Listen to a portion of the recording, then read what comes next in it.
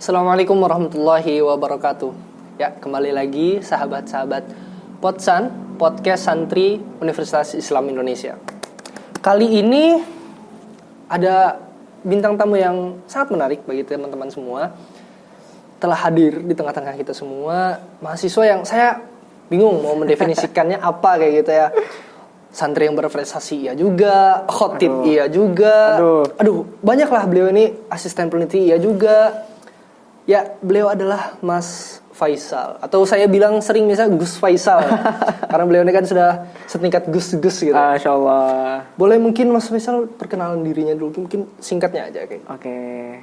Sebelumnya perkenalkan, aku Faisal Ahmad Ferdiansyah, bisa dipanggil Faisal, dari program studi Hukum Keluarga Islam, program internasional angkatan 2022. Masya Allah. Dari Ahwal Syahsiah ya? Betul IT, banget. Mas. Berarti ketika ambil Qatul Arabiyah ya, Masya Allah. Alhamdulillah. Oke. Kita highlightnya hari ini kita tuh tentang MAPRES ya, atau mahasiswa berprestasi nih, Mas. Kita sendiri kan sering lah melihat mungkin kayak di COC itu kan banyak mahasiswa berprestasi nih. Tapi nggak ada nih dari COC misalnya kayak gitu kan, yang dia tuh mahasiswa sekaligus mahasantri nih. Oh. Nah, ini kan sesuatu yang menarik ya buat dibahas karena beliau ini kan istilahnya ya double degree lah. Masya Allah. Subuhnya ngaji, malamnya ngaji, terus pagi sampai sorenya ya kuliah kayak gitu kan, double degree lah hitungannya. Nah, kok bisa gitu Mas? Bisa jadi MAPRES di UII, Mas. Mungkin bisa diceritakan sedikit kayak gitu. Oke, sebelumnya kita bongkar dulu ya apa itu MAPRES gitu. Oh, boleh. Jadi MAPRES itu teman-teman sekalian adalah mahasiswa berprestasi. Nah, jadi tahap-tahapannya yang pertama adalah jadi ada namanya nanti Pilmapres, pemilihan mahasiswa berprestasi. Nah, itu bisa diadakan setiap tahun, yang mana itu bisa diikuti dari mahasiswa semester 4 ataupun semester 6. Nah, kriterianya seperti apa? Termasuk syarat-syaratnya adalah IPK itu 3 paling minimal. Dan itu nanti juga menyertakan capaian unggulan, prestasinya, dan begitu pula nanti juga ada gagasan kreatif.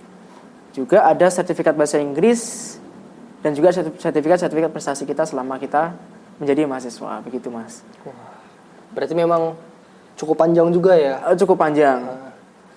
Kalau kayak gitu Mas, kita kan sudah tahu nih MAPRES skemanya kayak gimana, persyaratan kayak gimana. Itu kan kita ngedengarnya aja sudah kayak wah gitu ya. Nah, awal Mas Faisal atau Gus Faisal ini untuk kayaknya kalau misalnya aku daftar nih bisa nih, dapet nih. Awalnya itu ceritanya kayak gimana Mas? Kok bisa yakin banget lah anggapannya? Ya, sebenarnya dari awal kayak belum pernah menargetkan pengen daftar atau pengen jadi MAPRES gitu. Belum ada sebenarnya.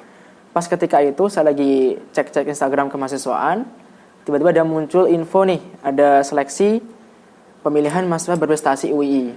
Nah, ketika itu wah kayaknya berat nih, saingannya berat pasti kan mikirnya. Apalagi lihat prestasiku, aduh kayaknya banyak yang wah-wah lah gitu. Yang dari orang lain gitu. Akhirnya pas udah mau H-3, H-2 baru greget tuh Mas. Baru keluar tuh keinginan, duh kayaknya coba dulu deh. Siapa tahu nanti beruntung lah gitu kan. Akhirnya aku kumpulin semua berkas-berkasnya, ngadep ke wakil dekan, ke dekan. Akhirnya dapet lah itu kekumpul. Habis itu kita apply. Dan ternyata lolos seleksi berkas. Habis itu kita ada sekolah Pilmapres, sekolah MAPRES itu berapa hari itu kemarin. Akhirnya kemarin kita diberikan pembekalan terkait misalkan gimana cara menulis yang baik, terus kita ada FGD juga. Nah, terus cara bikin poster gagasan kreatif itu seperti apa yang bagus. Itu kita kemarin dikasih pemateri. Tujuannya untuk nanti semisal nanti kita jadi MAPRES, kalau MAPRES utama ya, MAPRES 1 ya, itu nanti lanjut ke MAPRES tingkat nasional. Nah, itu nanti kan ada tahapannya dari gagasan kreatif dulu, nanti ada presentasi, sampai nanti PIMNAS begitu. Oke, berarti memang kayak ya modal yakin ya. Modal yakin gitu dulu pokoknya. Nekat, jangan sampai takut duluan gitu. Oke, siap. Memang itu yang menjadi modal utama ya bagi semua orang buat ngelakuin apapun lah. Betul banget. Nah, untuk menjadi perjalanan MAPRES itu kan kita nggak mungkin petantang-petinting nggak ada prestasi kayak gitu juga ya. Pasti kayak ada ya mungkin bekal lah yang kayak aku punya ini gitu buat aku pantas buat jadi mapres kayak gitu. Nah, Iya. kita tahu sendiri kan Gus Faisal ini seorang debater ya, guys. Argumen-argumen yang dibentuk tuh memang harus logik gitu, Mas. Nah, kita tahu juga Mas Faisal ini sudah di tingkat nasional iya juga, bahkan di tingkat internasional kemarin saya lihat di Dubai ya, Mas ya. Ya, Qatar, Doha. Doha. Doha. Oke. Nah, itu bisa diceritakan nggak, Mas? Nanti di Doha itu kayak gimana sih bedanya? Mungkin kayak di nasional sama internasional tuh kayak gimana gitu? Ya sebenarnya sebelum kita ke debat ya, dulu aku mulai ambis tuh dari semester awal. Aku udah coba-coba ikut lomba. Di awal itu aku ikut lomba khitobah. Jadi katanya khitobah itu pondasi sebelum kita melangkah ke jenjang debater. Karena emang sebenarnya antara khitobah dan debat itu ada kemiripan. Sama-sama public speaking, kita ngomong di depan orang. Nah, cuma kemarin setelah khitobah itu beberapa kali aku ikut khitobah, alhamdulillah juga berbagai debat juara. Terus ditawarin lah tuh sama dari Al Markazi, gimana kalau kamu saya ikutkan debat dari Ustaz Saiful Aziz. Akhirnya saya dengan teman saya ada Mas Ali Mutahari juga, dan dulu pertama kali dengan Mbak Putri Amelia. Itu kita bertiga pertama kali mengikuti event debat di kompetisi Sukarabik. Sukarabik tahun berapa itu ya? Itu dan kalah. Ya kalah. Saat itu kita coba lagi, kita ganti orang lah, ganti strategi. Akhirnya alhamdulillah pas seleksi, ada seleksi dari Qatar Debate kerjasama dengan UIN Malang. Kemarin kita beberapa hari, 2-3 hari kemarin kita seleksi. Alhamdulillah tim UI di peringkat ketiga dan lolos ke Qatar. Nah, yang agak shock juga di Qatar, ternyata ada sistem yang sedikit berbeda. Kalau di Indonesia nasional, tingkat nasional itu mosi-mosinya itu mosi-mosi cenderung ke mosi nasional juga, masalah-masalah negara Indonesia dan segala macam. Tapi kalau mau sudah di Qatar itu mosinya mosi internasional, yang mana misalkan kayak lebih umum dan mengasah pengetahuan kita. Jadi kita dituntut untuk memiliki pengetahuan yang luas dan juga tentu juga critical thinking terhadap isu-isu internasional. Dan agak yang membedakan lagi, kalau di Indonesia kita boleh buka HP nih Mas Gus. Boleh lihat HP, cek di website itu boleh. Tapi kalau di Qatar itu kita sejak diberikan mosi itu kita pergi ke tempat ruangan kita debat. Nah, itu selama itu menyusun argumentasi, case building itu tidak boleh membuka HP dan hanya mengandalkan ya pengetahuan kita. Dan itu hanya diberi waktu sekitar 20 menit untuk case building. Setelah itu nanti kita masuk ruangan mulai perdebatan. Nah, itu yang sangat challenging sekali. Wah, berarti memang kalau misalnya kita nggak tahu case-nya itu apa ya sudah berarti kosong aja, kan nggak boleh dikasih clue atau apa gitu dari luar ya? Iya, itu makanya salah satu challenging-nya. Cuma memang kalau misalkan ada istilah-istilah yang sulit di mosinya itu dijelaskan oleh pihak panitia, ada keterangannya. Misalkan ini apa, ya, ini yang dimaksud ini gitu.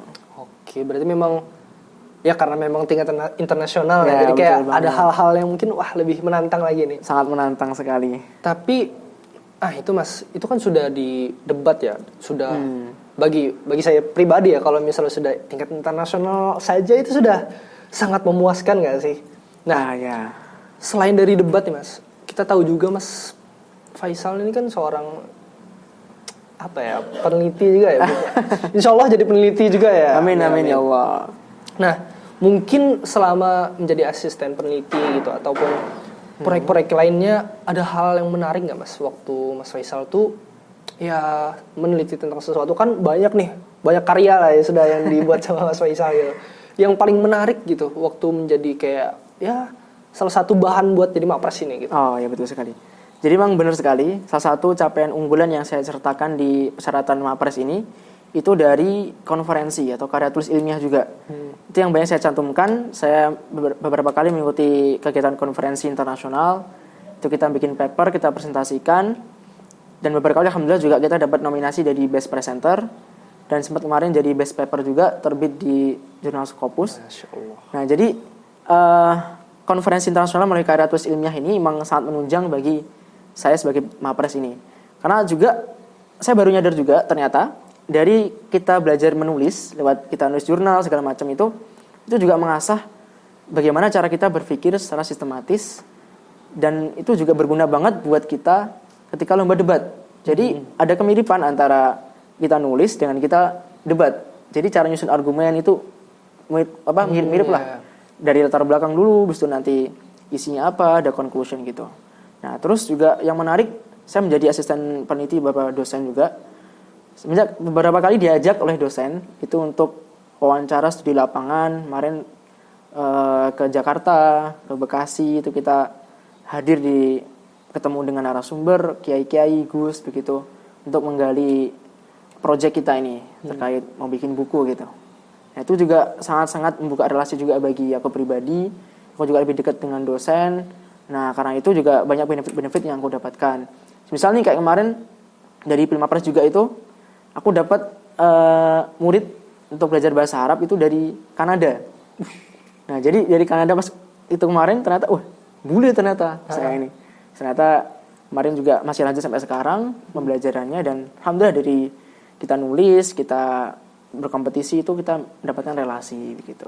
Berarti memang ya bukan hal yang berbeda ya. Memang kayak kita tuh sejalur aja kalau misalnya kita menulis, ya kita bisa membuat atau membangun argumen itu juga lebih terstruktur gitu ya Mas. Betul banget. Oke Mas, kita tadi sudah membahas tentang ya debat secara nasional dan internasional, terus juga membahas tentang asisten peneliti kayak gimana juga. Kita juga membahas mungkin kayak di perkuliahan kayak gimana Mas Faisal gitu ya. Nah, dari sekian banyak kegiatan nih Mas Faisal kan ya pasti ya sebagai mahasiswa ya belajar gitu ya. Terus tadi kan juga sebagai guru nih, mengajar muridnya gitu. Terus juga beberapa kali saya lihat jadi khotib misalnya kayak gitu ya. Gimana Mas Faisal caranya kok bisa memanage semua kesibukan itu 24 jam nih? Saya nggak kebayang nih kayak sesibuk apa antum gitu. Kayak gimana Mas? Oke, jadi yang pertama emang aku juga pernah trial error juga ya. Kayak aku coba-coba gitu kok keteteran juga. Tapi aku belajar dari mengevaluasi diri. Akhirnya kalau aku gini Mas Gusti. Jadi aku tuh punya list jadwal perkuliahan, jadwal kuliah di kampus, di pondok, sama kegiatanku mengajar misalkan gitu. Itu aku bikin list satu pekan itu. Aku bikin satu file begitu. Jadi aku bisa lihat aku di sini kegiatan apa gitu. Jadi dan juga aku juga masukin ke Google Calendar gitu, biar ada reminder, biar aku juga gak kelupaan. Misalkan aku hari ini sengaja nanti jam 8, nah itu juga ada reminder. Nah jadi dari situ tadi aku nggak pernah namanya kayak misalkan ini kelupaan, hari ini ada rapat atau hari ini ada apa gitu, pasti ada reminder kan, jadi selalu ingat. Dan juga aku biasa alokasikan waktuku mungkin satu hari atau pas weekend gitu, itu untuk misalkan nyusun jadwal tadi, sama misalkan nyari-nyari info-info lomba misalkan gitu. Itu aku punya alokasi waktu khusus. Di situ aku fokus buat nyari info lomba dan mana yang aku mau ikutin. Aku daftar pas waktu itu. Jadi semua targetku bulan ini, lomba ini udah aku masukin ke list jadwalku gitu. Jadi alhamdulillah nggak keteteran gitu. Berarti memang terstruktur ya, kita tulis semuanya kayak gitu biar gak keteteran, gak kebingungan kayak gitu. Iya betul banget. Kadang kalau kita nggak tulis sering lupa, kelewat. Okay. Nah, kalau gitu Mas, kita kan sudah membahas tentang ya semuanya lah, tentang kayak perjalanan menjadi Mapres kayak gitu Mas. Mungkin pengalaman paling unik mungkin ya, paling unik atau paling menarik kayak gitu, mungkin yang bisa di-share sama teman-teman Potsan juga Mas, selama menjadi ya perjalanan menjadi Mapres kayak gitu Mas. Oke. Salah satu yang paling unik itu ketika aku pernah meneliti, itu buat konferensi juga, itu tentang namanya waria. Nah itu kebetulan juga di Jogja ini ada pondok pesantren waria. Itu yang unik banget, yang itu jarang banget ada, bahkan di luar negeri pun jarang ada seperti pondok seperti itu. Nah kemarin kita penasaran, kita datengin langsung. Ternyata aku agak takut juga ya mau datang itu kan. Wah ini waria nih, ntar aku diapa-apain lagi kan. Bener-bener. Akhirnya ketika itu aku datang dengan teman-temanku juga. Akhirnya alhamdulillah ternyata ramah, mereka juga terbuka. Sampai kemarin aku juga ngisi kajian di pondok warianya itu. Itu dadakan banget ketika itu. Kebetulan pengisinya aslinya dari dosen Iki Anur, itu nggak datang, jadi kosong kan. Terus itu temanku rekomendasiin, ini Bu apa namanya, ini bisa kok jadi ini khotib, mau tema apa aja bisa. Waduh, nah setelah ketika itu aku ngisi kajian lah gitu, terus juga jadi imam di situ juga.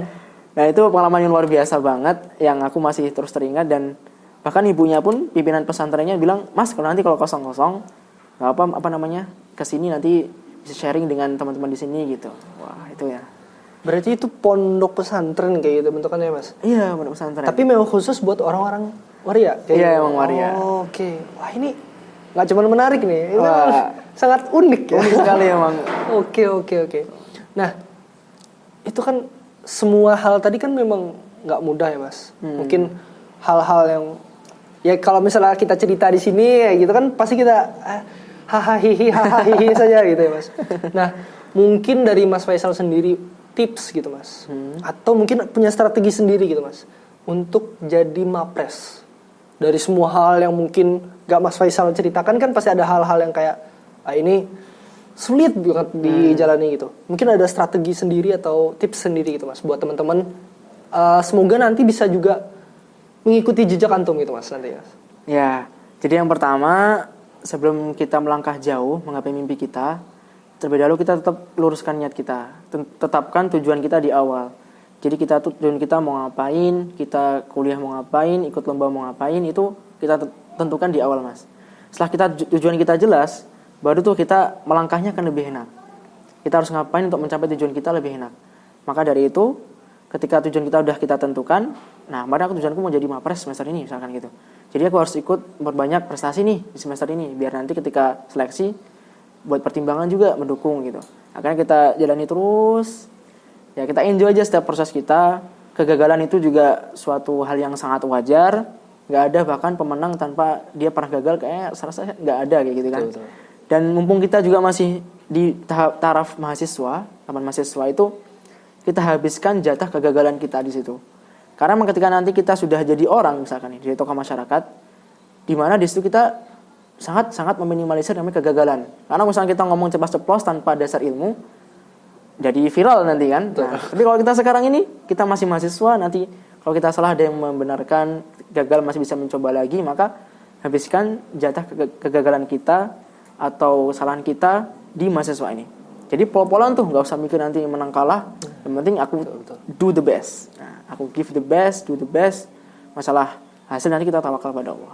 Oke Mas Faisal, kita kan sudah banyak ya bertukar cerita juga tadi Mas Faisal kayak gimana ke Pondok Waria tadi juga, terus menjadi asisten peneliti juga dan semua hal gitu Mas. Nah, tapi kan kita tahu sendiri Mas, kalau misalnya orang dari TK ke SD pasti ada yang berubah kayak gitu.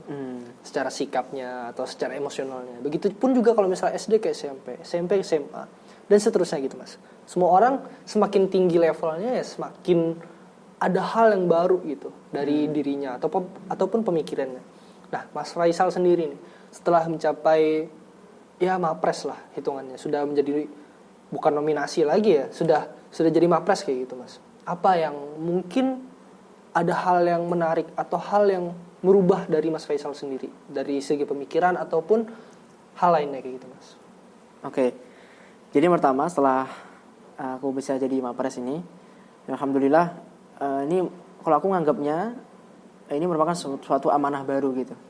Jadi satu sisi aku juga anggap ini amanah, jadi aku harus gimana caranya aku harus selalu upgrade diri juga agar ya namanya keilmuan kan kita jangan menjadikan prestasi itu sebagai tujuan akhir. Tapi tujuan kita adalah kebermanfaatan. Maka dari mapres ini ya aku sih harapan ke depannya aku bisa lebih banyak berkontribusi untuk masyarakat, untuk agama juga. Intinya menjadi orang bermanfaat itu tujuan akhir. Jadi prestasi itu sebagai penunjang kita. Karena zaman sekarang ini kan kita perlu branding diri, sehingga misalkan kita dengar kata mapres atau enggak misalkan gelar doktor, itu kan masyarakat kita akan tambah percaya kepada kita. Itu menjadi personal branding kita supaya kuat, sehingga kita bisa lebih banyak memberikan atau bahkan lebih memberikan kebermanfaatan ke area yang lebih luas lagi begitu. Oke. Atau ini yang terakhir nih Mas. Nah kita ya sejenis closing statement lah bagi teman-teman Potsan semua yang pengen nih mengikuti jejaknya Mas Faisal nantinya supaya jadi mapres juga dan bisa lah sedikit-sedikit meniru misalnya kayak menjadi guru gitu atau menjadi asisten peneliti. Boleh disampaikan ke sahabat-sahabat Potsan semuanya Mas. Oke, jadi pertama tadi ya ikhlaskan niat kita. Kemudian juga ini juga sering banget penyakitnya mahasiswa saya menyebutnya itu mereka takut untuk mencoba terlebih dahulu. Padahal belum mencoba udah takut duluan, takut gagal lah, takut nanti gimana lah dengan segala macam. Jadi jangan pernah kita takut untuk gagal, jangan pernah membatasi diri kita, anggap diri kita itu nggak bisa, diri kita itu lemah. Karena saya yakin banget setiap dari kita pasti punya kelebihan masing-masing yang Allah anugerahkan. Jadi maksimalkan potensi yang kita miliki, gali terus, temukan passion kita, dan jangan lupa terus punya mindset berkembang terus. Dan satu yang terakhir ada tujuannya agar kita menjadi pribadi yang bermanfaat. Mungkin seperti itu. Oke, terima kasih banyak Mas Faisal. Mungkin itu akhir dari Potsan kita kali ini ya. Sayang sekali memang ada banyak hal yang mau saya tanyakan lebih dalam gitu Mas. Mungkin hal-hal yang kayak wah ini tipsnya kayak gini gitu Mas. Mungkin di luar dari Potsan ini aja kali ya. Boleh. Mungkin itu saja teman-teman Potsan semua. Harapannya akan ada banyak lagi sesi-sesi yang sangat menarik lagi untuk kita bahas ke depannya kayak gitu ya. Terima kasih banyak Mas Faisal karena sudah memenuhi undangan kami semua. Sekian dari kami. Assalamualaikum warahmatullahi wabarakatuh.